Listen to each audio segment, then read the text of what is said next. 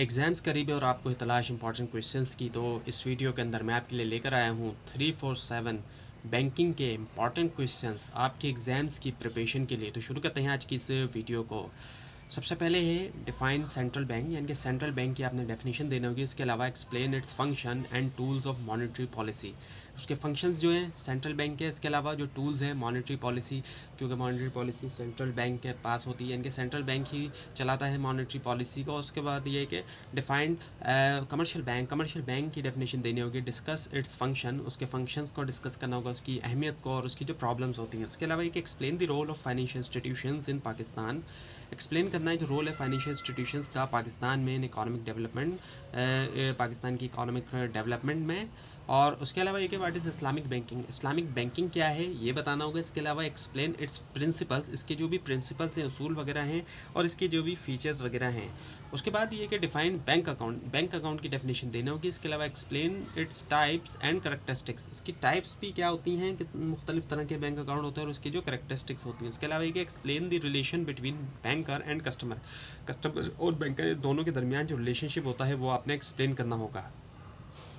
उसके बाद कि what is loan security collateral, जो लोन सिक्योरिटी होती है कोलेट्रल वगैरह, ये क्या है ये बताना होगा। Explain types and qualities of good security, explain करना होगी आपने टाइप्स भी और जो क्वालिटीज़ होती हैं अच्छी सिक्योरिटी की वो भी। उसके अलावा explain the methods of remittance, explain करना होगा जो मेथड ऑफ रेमिटेंस होते हैं।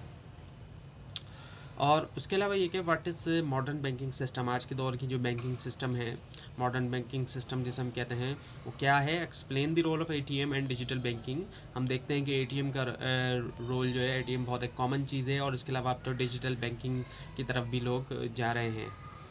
उसके बाद ये explain the functions of state Bank of Pakistan in detail, जो फंक्शंस हैं स्टेट बैंक ऑफ पाकिस्तान के डिटेल के अंदर उनको एक्सप्लेन करें। उसके अलावा अब डेफिनेशन ऑफ बेसिक्स की अगर हम बात करें तो उसमें ये आता है कि what is e banking, e banking जो है वो क्या है।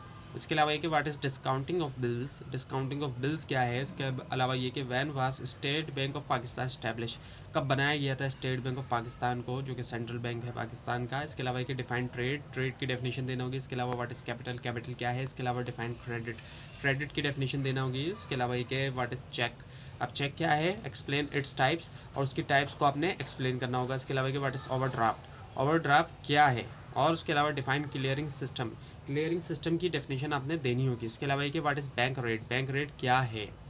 इंपॉर्टेंट एरियाज़ की बात करें जहाँ से जो इम्पोर्टेंट है प्रिपरेशन के लिए, उसमें फंक्शंस आ जाते हैं सेंट्रल बैंक के और कमर्शियल बैंक्स जो है इनकी टाइप्स। इसके अलावा इस्लामिक बैंकिंग की जो टर्म्स हैं वो, और इसके अलावा बैंकिंग इंस्ट्रूमेंट्स जो है वो, और इसके अलावा जो ई बैंकिंग और एटीएम है और फाइनेंशियल इंस्टीट्यूशंस जो हैं पाकिस्तान के वो।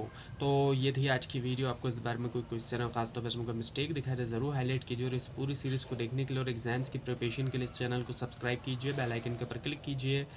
Thanks for watching this video and best of luck.